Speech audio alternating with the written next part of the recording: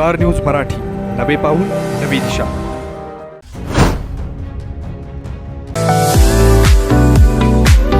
तीस वर्ष खवय्यांच्या पसंतीस उतरलेलं स्वादिष्ट व चविष्ट तसेच स्वच्छतेत एक नंबर असणारं हॉटेल विशाल एक्झिक्युटिव्ह भोघार.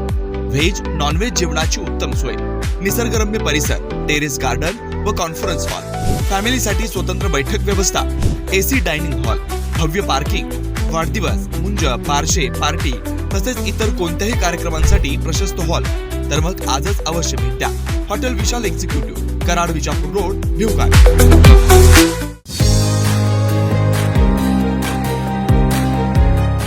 प्रवेश सुरू. Doctor DY. Patil public school विटा, CBSE, play group, nursery, LKG, UKG, पहिली ते 9वी, रोबोटिक्स, प्रत्येक क्लासमध्ये स्मार्ट बोर्ड, ॲबॅकस, आधुनिक प्रशस्त science lab, science Olympiad, NTSC, MTSC, NSSC scholarship परीक्षा तयारी.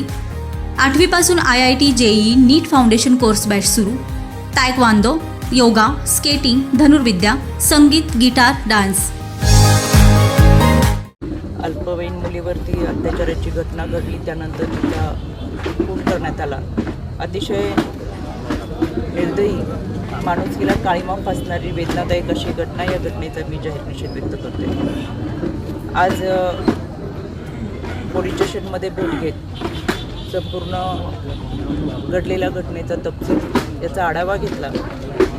यामध्ये पोलिसांच्या सतर्कतेमुळे आणि तातडीने त्यांनी केलेल्या हालचालीमुळे आरोपीला काही तासांमध्येच त्यांनी अटक केलेली आहे.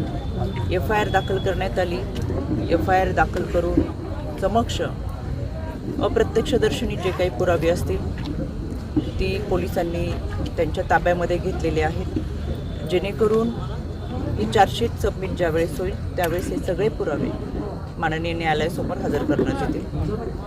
तपास अधिकारी सुनीलजी साळुंखे, त्यांचे सर्व सहकारी आणि टीम हे यामध्ये 12 ते 15 दिवसामध्ये चार्जशीट दाखल करतील. आणि मला असं वाटतं महाराष्ट्रामध्ये अत्यंत कमी कालावधीमध्ये चार्जशीट जी दाखल केली जाईल ती या घटनेच्या संदर्भात. यामध्ये संबंधित कुटुंबियांना मनोधैर्य योजनेच्या अंतर्गत आणि तसंच मुख्यमंत्री सहाय्यता निधीच्या अंतर्गत आर्थिक मदत केली जाईल.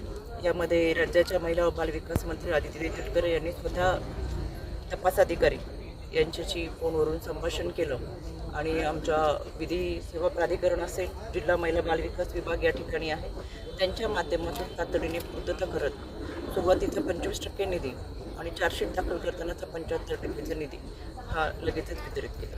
महायुती सरकारमध्ये लाडकी बहीण सुरक्षित आहे असं काय तुम्हाला वाटतं का? देशामधील सर्वाधिक कठोर कायदे हे महाराष्ट्रामध्ये आहेत. गेली 2-2.5 वर्षाच्या कालावधीमध्ये महिला सुरक्षतेसाठी ठोस अशी पावलं ही महायुती सरकारकडून उचलली गेलेली आहे. यामध्ये लाडकी बहीण योजना ही महिला आर्थिक सक्षम व्हाव्यात यासाठी सरकारने सुरू केली. त्याचबरोबर 1 जूनपासून केंद्र शासनाने BNS भारतीय न्याय संहिता अंतर्गत कलम 5 अंतर्गत महिला व बालकांच्या सुरक्षेसाठी विशेष कायद्याची तरतूद केली. या कायद्याच्या तरतुदीच्या अंतर्गत आत्तापर्यंत बलात्कारित आरोपीला शिक्षा ही कमी कालावधीची होती. यामधील शिक्षा ही आरोपीला फाशीपर्यंतची आहे. त्याचबरोबर DV केसेसमध्ये प्रत्येक वेळेस पोलीस स्टेशनला जाऊन तक्रार दाखल करावी लागत होती. BNS अंतर्गत आता ऑनलाईन पद्धतीने सुद्धा ती महिला स्वतःच्या सुरक्षतेसाठी तक्रार दाखल करून त्या संदर्भात न्याय मागू शकते. 1 जूनपासून सुरू झालेली ही कायदा प्रोसेस केंद्र सरकारने महिलांच्या सुरक्षेसाठी सुरू करत खऱ्या अर्थानं ज्या कायद्यांमध्ये आत्तापर्यंत कुठेतरी पळवाटा काढल्या जात होत्या त्या न काढता आरोपीला कायद्याच्या चौकटीतून कठोर शिक्षा व्हावी यासाठी हे 3 कायदे राज्यामध्ये लागू केले गेले आणि त्याच्यामुळे अतिशय चांगल्या पद्धतीने जलद गतीने आरोपीला शिक्षा होण्यासाठी मदत होतीये. आणि म्हणून मला असं वाटतं कायदा आहे, सुव्यवस्था आहे, प्रशासन आहे, ते त्यांचं काम करतंय. पण या सगळ्या माध्यमातून समाजामध्ये आत्ताचे जे आरोपी आहे याला या अगोदरही 2016 मध्ये पोक्सो अंतर्गत अटक करण्यात आली होती. शिक्षा भोगून झाल्यानंतर बाहेर आल्यानंतर या नराधमाने पुन्हा तेच कृत्य केले.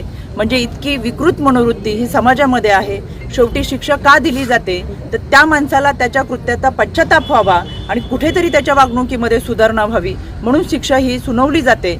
पण शिक्षा होऊन सुद्धा परत एकदा असं कृत्य करणारा माणूस हा समाजामध्ये जगण्याच्या राहण्याच्या लायक नाही. त्याच्यामुळे राज्य महिला आयोगाच्या वतीनं ही केस फास्ट ट्रॅक कोर्टामध्ये तर चालेलच, पण आरोपीला फाशीची शिक्षापर्यंत घेऊन जाण्यासाठी त्याचा पाठपुरावा केला जाईल. आपल्या परिसरातील लेटेस्ट बातम्या पाहण्यासाठी स्टार न्यूज मराठी यूट्यूब चॅनलला आत्ताच सबस्क्राईब करा.